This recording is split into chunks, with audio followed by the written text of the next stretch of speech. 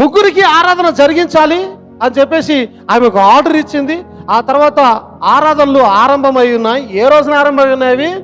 December 25న సూర్యదేవుని పుట్టుక దినం చేస్తారు. ఆ రోజున ఎవరు? తమ్మూజు.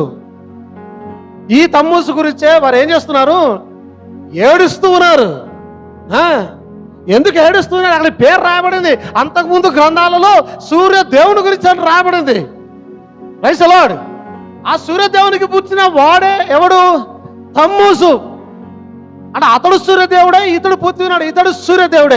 ఆమె ఏం చేసిందంటే, ఇక పైన ఇతడు దేవుడు, నా కుమారుడు ఇతడు దేవుడు తమ్మూజు, ఇతనికి ఆరాధన జరగాలి. డిసెంబర్ 25న పుట్టుక దినం జరుపుకుంటూ వచ్చారు.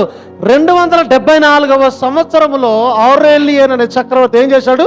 అఫీషియల్ గా సూర్యదేవుని సోల్ ఇన్విక్టస్ జరిగిస్తూ ఉన్నాడు ఆయన. ఆమేన్. క్లియర్గా అర్థమైంది అందరికి? హల్లెలూయా. సూర్యదేవుడు ఎట్లా వచ్చాడు? సూర్యదేవుడు ఏం జరిగింది అంటే ఇలా జరిగింది. డిసెంబర్ 25న వీని పుట్టుక దినం. ఏమంది? తమ్మూజు. క్రీస్తు పుట్టుక దినం కాదు ఆ రోజున. ఆయన పుట్టలేదండి, తమ్మూజు పుట్టాడు ఆ రోజున. Praise the lord. ఎలా పుట్టాడో తెలుసా? సాతానుడు ఏం చేస్తున్నాడు? ఒక రూపాన్ని ఇస్తూ ఉన్నాడు. ఎలా బుద్ధి ఉన్నాడు? ఏ పద్ధతిలో బుద్ధి ఉన్నాడు? క్రీస్తుకు సాదృశ్యంగా తీసుకొని వస్తూ ఉన్నాడు వాని తమ్మూజుని. అందుకే సన్ గాడ్ బదులుగా సన్ ఆఫ్ గాడ్ తీసుకొని వచ్చి ఈ రోజున క్రీస్తు పుట్టుక దినాన్ని పెట్టి ఉన్నారు వారు. ఏం జరుగుతూ ఉంది? అది పురాతన చరిత్రలో నుంచి వాడు ప్రీప్లాన్డ్ గా చేసుకుంటూ వచ్చి ఇరికిస్తూ ఉన్నాడు. అక్కడ అన్య జనాంగము క్రైస్తవులు ఏకమైపోయి ఏమైంది? రోమ సమాజము, రోమన్ ఆ యొక్క నాగరికత, క్రైస్తవ నాగరికత ఏకమైపోయి రోమన్ క్యాథలిక్ గా బయటకు వచ్చి అన్య ఆచారాలను పండుగగా చేస్తున్నారు ఈ రోజున. ఏనండి, నేను ఇలా బోధిస్తే ఎంతమంది యాక్సెప్ట్ చేసేవారు? ఎంతమంది సంఘ శాఖలు నెమ్మదిగా ఉంటారు కోపం రాకుండా? ఎంతమంది అరే నిజమే చెప్తున్నాడు కదా అనుకునేవారు ఎంతమంది ఉన్నారు? హల్లెలూయా.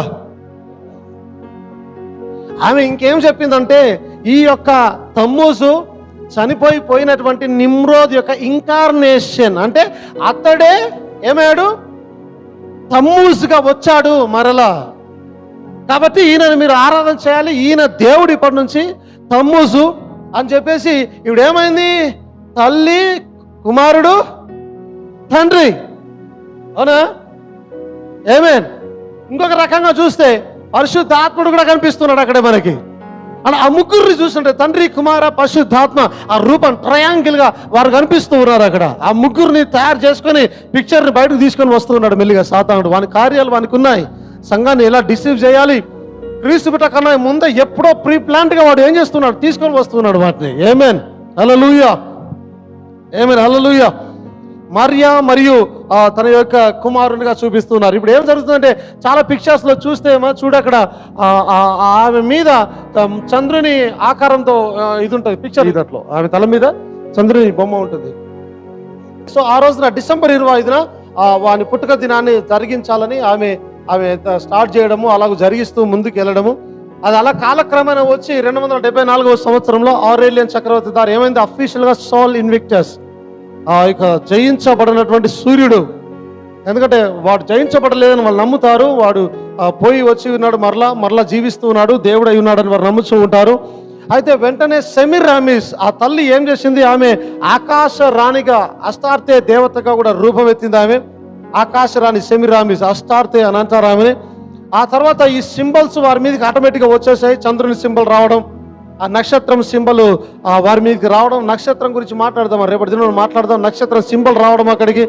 ఈవెన్ ఎవ్రీ దానికి ఒక కారణం ఉందండి. క్రిస్మస్ రోజు చేసే ప్రతి ఆచారానికి ఒక కారణం ఖచ్చితంగా ఉంది. అది ఏమైనా సరే